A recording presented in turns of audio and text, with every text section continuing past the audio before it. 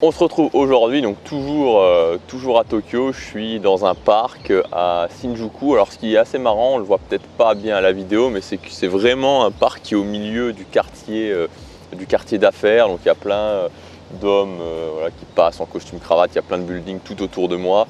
Et pourtant, voilà, il y a plein de gens qui passent aussi dans le parc et c'est super calme, on n'entend rien, on entend juste moi qui parle au final.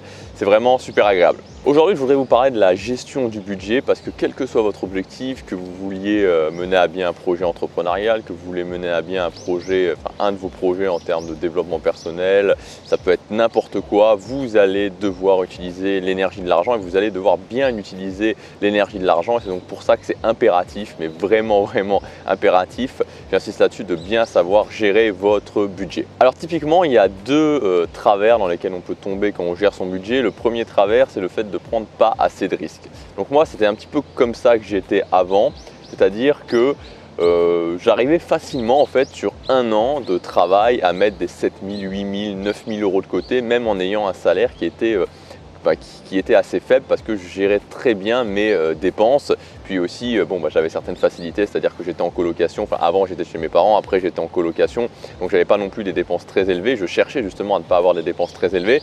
Je ne prenais pas beaucoup de risques et donc, ça me permettait de mettre beaucoup d'argent de côté.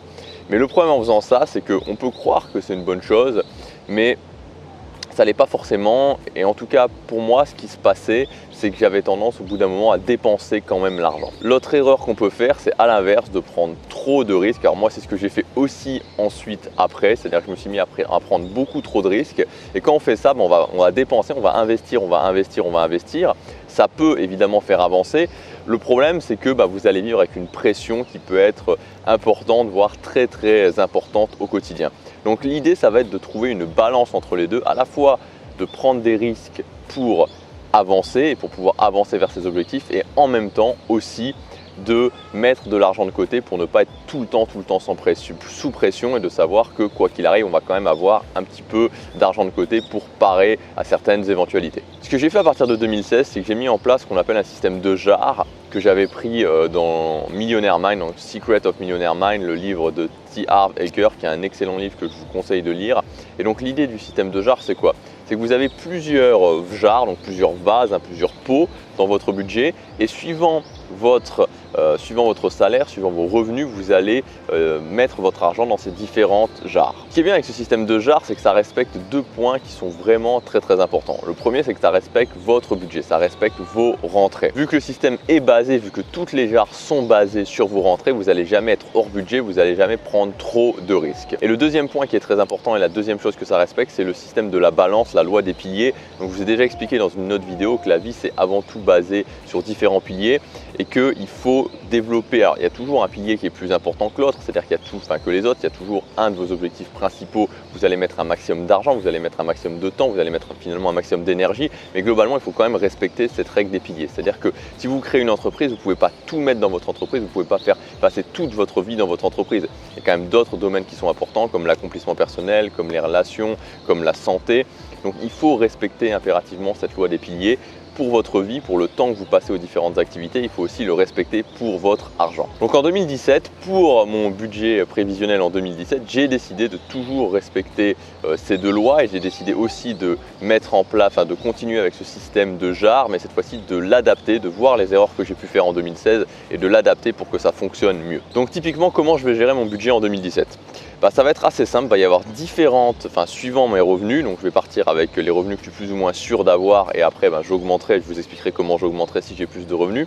Donc je vais partir avec mon revenu de base et le disposer dans différentes jars, donc dans différents domaines, qui vont être donc le budget vital. Donc le budget vital, c'est-à-dire les dépenses que je ne peux pas éviter par mois, qui concernent la nourriture, le fait de se loger, etc.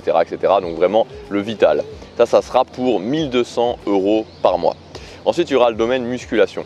Donc la musculation, c'est le sport en général, mais la musculation, c'est quelque chose qui a beaucoup d'importance dans ma vie. Et donc, je dépense 200 € par mois là-dessus. Donc ça comprend à la fois le coaching et ça comprend à la fois les suppléments que je peux prendre en termes de nourriture, ça peut être des suppléments comme les vitamines, ça peut être des suppléments comme des protéines en poudre, ce genre de choses. Ensuite, les vêtements et le look. Alors ça aussi, ça fait partie de mes valeurs. Alors je sais que tout l'aspect musculation, tout l'aspect vêtements look, il y a certaines personnes qui pourraient se dire est-ce que c'est vraiment utile? Moi aussi pendant longtemps je me suis posé cette question et ce que j'ai retenu c'est que ça faisait partie de mes valeurs. J'aimais me sentir bien dans mes vêtements, j'aimais me sentir bien dans mon corps, c'était quelque chose qui était important pour moi et bien sûr on pourrait se dire, on pourrait partir du fait qu'on n'a pas besoin de ça pour avoir confiance en soi et pourquoi pas, on peut faire sans, mais moi je sais que c'est dans mes valeurs, je sais que c'est quelque chose que j'apprécie et donc je le fais. Donc les vêtements et le look, pour ne pas tomber justement dans cette erreur de ne pas dépenser et puis au bout d'un moment de se retrouver à dépenser plein d'argent, je mets un budget de 150 € par mois à ce niveau-là. Donc 150 € par mois que je dépense tous les mois. Donc si je veux m'acheter une pièce plus importante, je fais une économie pendant 2-3 mois. Mais c'est un budget qui est alloué tous les mois, 150 € par mois concernant les vêtements et le look. Et ensuite, dernier domaine, les économies. Donc ce sera 600 € par mois d'économie. Donc ça comprend 100 € d'économies auxquelles je ne touche pas, qui sont placées sur un compte, qui sont vraiment un investissement pour l'avenir. Donc c'est bloqué, je n'y touche pas. Et 500 € par mois d'économie qui peuvent être les voyages, qui peuvent être l'investissement pour mon entreprise, tout ce genre de choses. Donc voilà pour mon budget, donc 1200 € de Vital, 200 € pour la musculation, 150 € pour les vêtements et le look, 600 € pour les économies.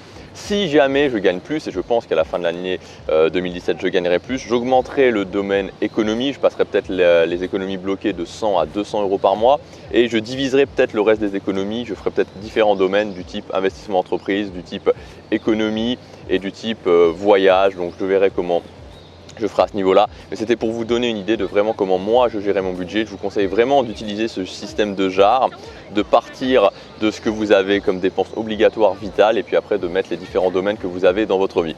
Moi mon objectif vraiment ça sera aussi de ne pas trop augmenter le domaine. Je suis désolé, il y a des gens qui se sont mis à côté de moi, donc j'espère qu'il n'y aura pas trop de bruit.